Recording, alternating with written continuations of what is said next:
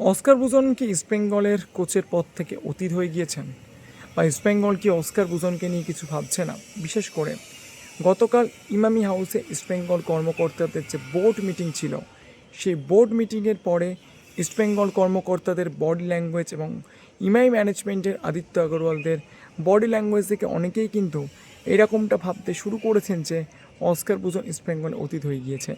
Football দুনিয়ার থেকে একটা খবর দেওয়া হয়েছিল যে অস্কার বুজন তিনি স্পেনে ফিরে যাওয়ার আগে তিনি 1 বছরের চুক্তিতে থাকার ব্যাপারে সম্মতি জানিয়েছিলেন এবং তিনি বেশ কিছু শর্ত দিয়েছিলেন। সেখানে বেশ কিছু আর্থিক দাবি দেওয়া যেরকম ছিল, তার সঙ্গে মিগুয়েল কেভিন সেভেলের মতো প্লেয়ারদেরকে কিন্তু তিনি রাখার ব্যাপারে একটা শর্ত কিন্তু দিয়ে গিয়েছিলেন। কিন্তু যেটা দেখা যাচ্ছিল যে মিগুয়েল কেভিনদের এজেন্টরা কিন্তু বিভিন্ন ক্লাবের সঙ্গে, এবং সেক্ষেত্রে মোহনবাগান সুপার জায়ান্টের নামটাও কিন্তু উঠে এসেছিল, তারা যোগাযোগ করেছে এবং সেক্ষেত্রে মিগুয়েল কেভিনরা এখন যে টাকাটা ডিমান্ড করছে ইস্টবেঙ্গল সেই জন্য সেই বিষয়টা ভাবছে, এবং অস্কার বুজনের এক্সটেনশনটা সেই জন্য কোনো সিদ্ধান্ত নিয়ে এখনও পর্যন্ত যায়নি।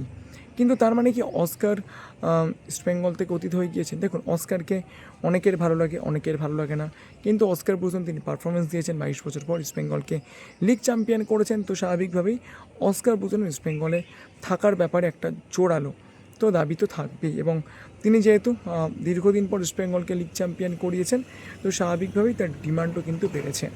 কিন্তু এই মুহূর্তে আমি আপনাদেরকে একটা বিষয় বলতে পারি, অস্কার বুজন কিন্তু ইস্টবেঙ্গল থেকে পুরোপুরি অতীত হয়ে এখনও পর্যন্ত যাননি।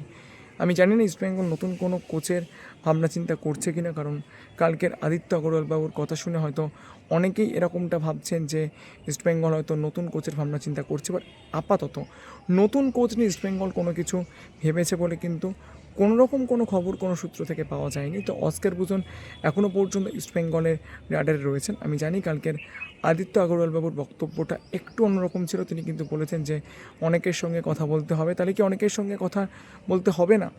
তো এই ব্যাপারে আমি আপনাদেরকে একটা আপডেট দিতে পারি, হয়তো অনেকেই এটা আপনারা এতক্ষণে জেনেও গিয়েছেন যে সোমবার দিনকে আরও কিন্তু একটা বোর্ড মিটিং হওয়ার কথা রয়েছে, এবং ঘটনাচক্রে সেই সোমবার দিনটা হচ্ছে 1 জুন, অর্থাৎ সামনের রবিবার 31শে মে অস্কার বুজন সহ ইস্টবেঙ্গলের বিদেশিদের কন্ট্রাক্ট শেষ হয়ে যাচ্ছে, এবং তারপরে 1 জুন কিন্তু পরিস্থিতি বিচার করে আবারও কিন্তু একটা বোর্ড মিটিংয়ের সম্ভাবনা রয়েছে, এবং সেখানে অস্কার বুজনের ইস্টবেঙ্গলে ভবিষ্যৎ কী সেটা কিন্তু আমরা জানতে পারবো। এবং এইটুকু আমি আপনাদেরকে বলতে পারি, শুধুমাত্র অস্কার বুজন নয়, তার সঙ্গে সঙ্গে মিগুয়েল কেভিনদের ইস্টবেঙ্গল ক্লাবে ভবিষ্যৎ কী রয়েছে সেইটাও কিন্তু হয়তো আমরা সোমবার দিনকেই জানতে পারবো। এবং অন্যদিকে আরও একটা আপডেট আপনাদেরকে দিচ্ছি, সেটা হচ্ছে সল ক্রেসপো তিনি কিন্তু খুব সম্ভবত ইস্টবেঙ্গল ছাড়তে চলেছেন। আইএসএলের একাধিক ক্লাব তার ব্যাপারে কিন্তু ইন্টারেস্ট দেখিয়েছে, এবং যদি না মারাত্মক কিছু ড্রাস্টিক কিছু পরিবর্তন ঘটে, তাহলে কিন্তু সল ক্রেসপোর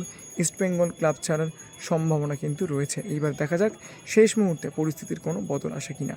তো ভিডিওটা এই পর্যন্তই ছিল। যদি ভিডিওটা ভালো লাগে, ইনফরমেটিভ মনে হয়, তাহলে অবশ্যই লাইক করবেন, শেয়ার করবেন, চ্যানেলটাকে সাবস্ক্রাইব করতে ভুলবেন। Thank you so much to all of you.